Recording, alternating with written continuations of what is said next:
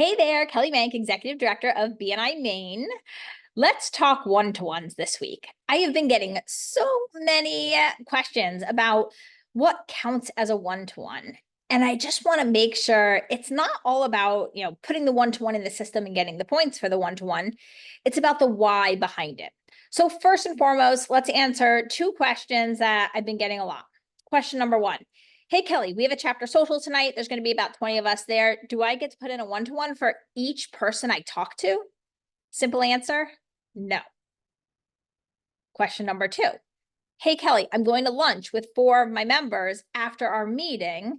We meet every week. We talk business, but it's lunch. Do I get to put in a one-to-one for each of those people? Simple answer, no. However, for those of you who know me, also know I'm not black and white, and I don't really love the answer no without a why behind it. So let's dig into this a little further. What is a one-to-one? Let's define a one-to-one. The purpose of a one-to-one is to get to know your members more. It's to build that relationship, build that trust. I'll tell you right now, most of your referrals will come from your one-to-ones. 100%. Not 100% of your referrals, but most of them. Why is that? Because that's your opportunity to really dig in. That's your opportunity to really educate the other person on what a good referral is for you, what you're looking for, what a bad referral is for you, and how to introduce you. Are you using the one-to-one sheets? If you're not using the one-to-one sheets, don't count it as a one-to-one. I know it sounds crazy, but you should be sending a one-to-one sheet along with every single, or before every single one-to-one that you have. Because your one-to-one sheet, if maintained properly, is going to update probably pretty decently every month or so. How often are you having a one-to-one with the same people, right? So when you book a one-to-one, first thing first, send your one-to-one sheet and try to get their one-to-one sheet. You'll realize that you're going to learn a lot about that person, even down to the hobbies and the fun things they like to do, where they live, that kind of stuff. And that's always what your conversation is going to start with. However, when you're having a real one-to-one, you want to dig into the specifics. Why certain types of people are not good clients, why certain types of people are great clients, who some of your last clients were and what made them good or bad. What's going on your business right now? What are you promoting? What's happening? Does seasonality make a difference? All of these things are so important to help your fellow members find you referrals. And then the most important things to talk about is how to spot a referral for you, right? What to look for, what to listen for, what to say. What does a referral look like? And how to make that introduction, how to bring you up in conversation.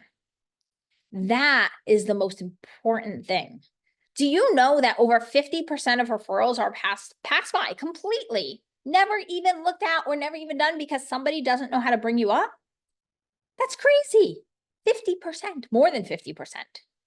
Because they don't know how to introduce you or they don't know how to bring you up in a conversation simply. So that is a huge piece of education. Now, are one-to-one conversations always 100% comfortable? Nope.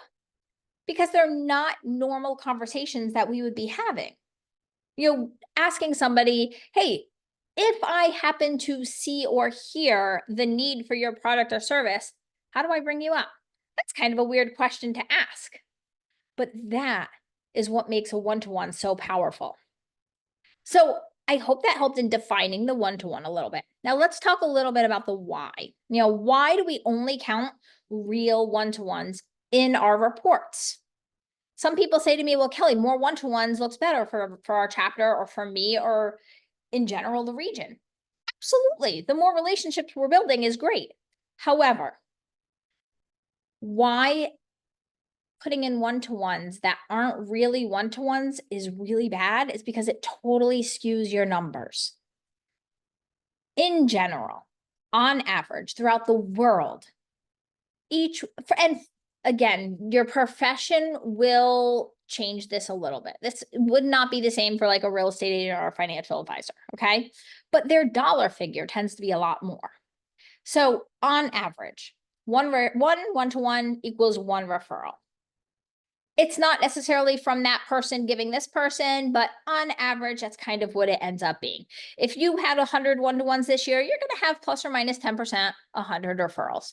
Typically, again, there are professions this doesn't necessarily classify under, and we can dig a little bit further into that when we work on, during your member success program, you have a sheet that talks about the profitability of referrals and one-to-ones and how many you have to have. We can dig into that further. However, again, we're talking averages here.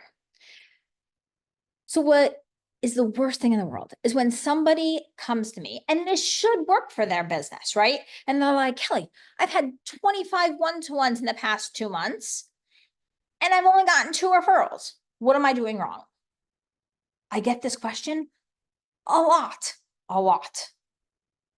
So then we start digging into the one-to-ones. What do your one-to-ones look like? What are you doing during your one-to-ones? 90% of the time, the one-to-ones that are being recorded tend to be just social time. Hey, meeting with a group of people for lunch after my BNI meeting. That is the most popular. Or a bunch of us are getting together at the pizza place on a Friday night. Or, we're all going out on so-and-so's sailboat on Saturday. Did you really have one-to-ones? Now, are you building relationships? Absolutely. Should you be doing these things? 100%.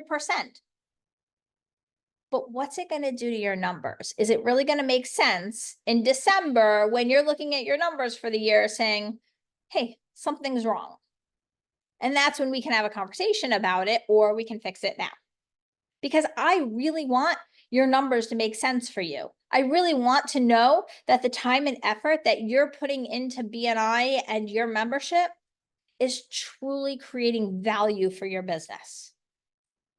So good one-to-ones equals good referrals. Great one-to-ones equals great referrals. Social one-to-ones just creates a number in the system. I really hope this makes sense, because at the end of the day, if you come to me and say, Kelly, I've had 100 one-to-ones, but you've only got $1,000 and thank you for closed business, something's wrong. And it's either the one-to-ones are not great or people don't trust you. And that's a problem either way. So we need to get this fixed, because if we see it in the system or we notice it, we're starting to question the membership, right? I want everybody to be making at least 10 times what their membership and time cost is. At least. So please record true one-to-ones. Use the one-to-one sheet, have the conversations, always ask the 2 magic questions at the end of each one-to-one. How do I bring you up? How do I introduce you? And what else can I do to help you today? Who could I introduce you to today? You never know who knows who, right? So I hope this helped for this week. I hope this helps solve a lot of the questions that we've been getting. More so, it's always in the summer because there's so many more socials and, social time in general in the summer. Keep doing that. Have fun with it. Don't not do it because you're not going to be able to put in a one-to-one for it. It's still important for building your relationships. All right, everybody. I hope you have a fantastic week. Thank you so much for watching this, and happy networking.